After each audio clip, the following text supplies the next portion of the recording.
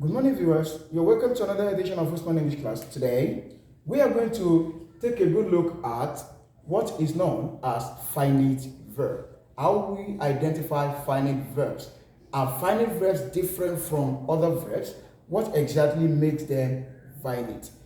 Now, speaking of finite verb, before we go straight to examining what finite verbs are, we also need to identify the various categories of verbs that we have. And I believe that you are well aware of the fact that we have lexical verbs and auxiliary verbs. So finite verbs, they are the verbs that are used in a sentence.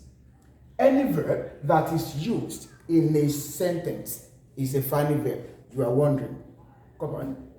It's a finite verb, right? But there are conditions that will make a finite verb finite. If I say a finite verb is used in a sentence, yes, it's possible, but there are conditions that will make. Not all verbs that are used in a sentence could be called finite verbs. What are these verbs that are used in a sentence that will be called finite verbs? The first thing that we need to consider is this. A finite verb must agree with a subject. A finite verb must agree with a subject in terms of number, gender, and time. Those three things must complete. It must agree with a subject in terms of number, whether it is singular or plural. A finite verb must agree with a subject. What exactly is called a subject? I mention of subject now. The first thing I will need to take note is, take note of the following conditions. It has to agree with a subject. Subject is known as the performer of an action, or the entity that plays the role of a performer, or the doer of an action. And the verb that we have to call a finite verb must, in all circumstances, agree with this. How do we identify this? In which way, in which regards do we have it agreeing with the subject? It must agree with the subject in terms of number. This will be either singular or plural. At the same time, in terms of gender, whether we are talking of masculinity or femininity or neutrality. At the same time, we talk of time. Are we talking of present or we are talking of past? Invariably, we have to consider these three conditions before we could say a verb is finite. What are we trying to say? Indirectly, we are going back to rule of concord, meaning that a subject must agree with a verb. Such a verb, any verb that now agrees with a subject, is called a finite verb. Apart from these three conditions, we have to consider another fact that the finite verb could change from present to past. It is not like a verb that will come after preposition to go. This is not finite. But because what comes before it is a preposition, this is called a to infinitive. At the same time, if you have this one, going, only going, used, it cannot be called finite verb. In fact, this may be regarded as gerund depending on the usage, or it forms a participle. Now, let's consider some of these sentences.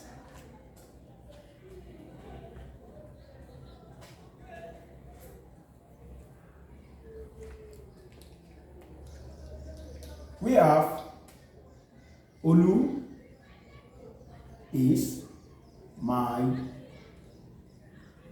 friend. From the beginning, I made mention of auxiliary and lexical verb. Either way, it can serve as a finite verb. Look at this one. Olu is my friend. Who is my friend? Olu. Who is Olu? My friend. What linked the two entities together? We have the performer of the action, the subject, and we have the other entity that gives us additional information or correlative information known as complement. What links the two together? We call it a verb. Which kind of verb is this? This is called a copula. As it is an auxiliary alone, playing a role of a verb there. That notwithstanding, it is a finite verb. That is one. Another one. The boy slapped me. The boy slapped me. We have our subject, the boy, that performed the action. What is the action? Slapped. Verb. Who receives the action? Me. Object. The only thing that now agrees with the subject here is called slapped. Therefore, this slapped will be called finite verb. Now, it may come the other way around. It may not be only is. It may not be only a copula. It may not be only a lexical verb. We may have a combination of verbs. We may have compound verbs and so on and so forth. How do we identify it again? Don't waste your time. Just say, if you have this one, the students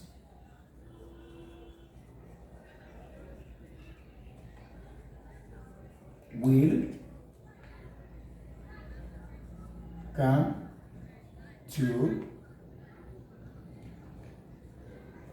our office soon. The students will come to our office soon. We are to identify finite verb. What you just named is to identify what agrees with the subject, who will perform the action. The students will be the one that performs the action. What now agrees and work with that subject? That is called we can. Therefore, this will be your finite verb. Let's consider this. We say, he decided to sing a song. If we take a good look at this, we may confuse ourselves if care is not taken. Take a good look at it. He decided to sing a song. If you are going to look at it individually, you may think that we have two verbs, whereas we are looking for only one finite verb. The second verb is sing. This is a non-finite verb. Don't forget I said any verb that comes after preposition to will be called to infinitive. So the only thing that now agrees with the subject there is decided. This will be your finite verb. Apart from this, let's consider this. The principal. The principal has traveled to Lagos. The principal has traveled to Lagos. Who performed the action there? The principal. What's the action? Has traveled. Has traveled will be your finite verb. Now, it might not be only a simple sentence. Let's assume we have compound sentence or we have a complex sentence. You don't give yourself any headache. If you have a compound sentence, we say, Tolani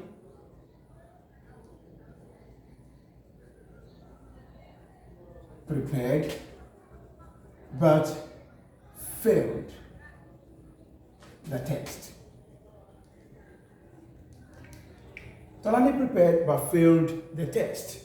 We need to identify the finite verb. If you come across this in your exam, don't give yourself any headache. If you want to split this into two, we have Tolani prepared for the test, Tolani failed the test. We have two sentences there, two simple sentences. Joined together, we now have one compound sentence. So what are the verbs there? We have two finite verbs. This is the first one. And the second one is failed. Tolani prepared but failed. It's still synonymous to Tolani prepared for the test. Tolani failed the test. Simple as A, B, C. Apart from that, Let's assume we have a compound, let's say a complex sentence. When the baby cried, the mother sighed. When the baby cried, the mother sighed. We need to identify the finite verbs. The first one here is found in the clause. The first clause said dependent clause, the subordinate clause. When the baby cried, the baby performed an action. When the baby performed an action, what is that action that the baby performed? Cried. This will be your finite verb as it agrees with the baby. And the mother also performed another action. The mother performed the action to be what? Which action? Sighed is performed by the mother. Therefore, this will be your finite verb as well. Are we on the same page now? Let's assume we have this one also.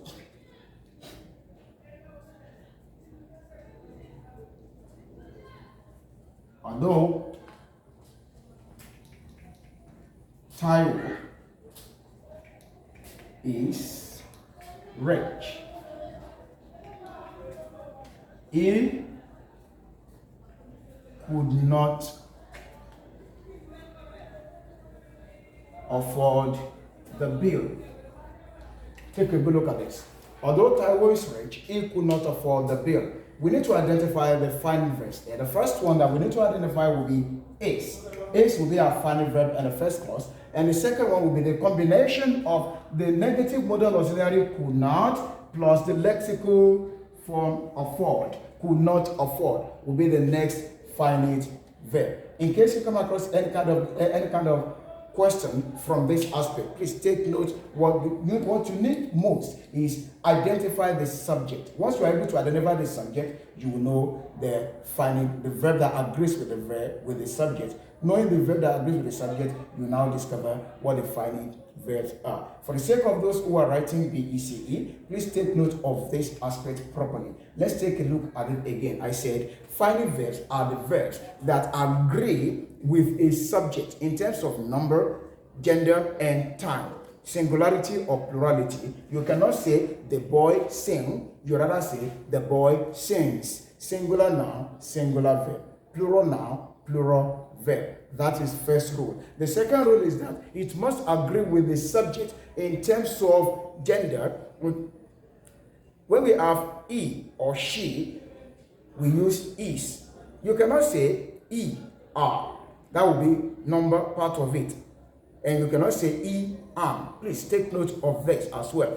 Now, the third category is it has to agree with the subject in terms of time. Which time did the action take place? Is the action taking place at the moment, or has the action taken place before now? Is the action going to take place in the future? Is the action the one that takes place regularly or always? We need to consider that one as well. Thank you very much. But before we go, please listen to the following questions. You might need to write them down to practice. Identify the finite verbs in the following sentences. The first one, the teacher beat him.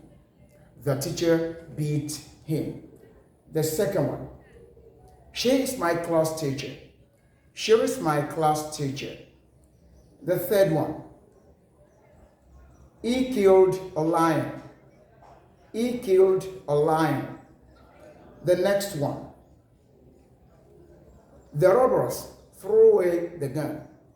The robbers threw away the gun. The next one, the woman is sweeping the floor. The woman is sweeping the floor. Another one, the boys, we play soccer tomorrow. The boys, we play soccer tomorrow. Another one, the teacher was beating the boy when the principal arrived. The teacher was beating the boy when the principal arrived. The teacher was beating the boy when the principal arrived.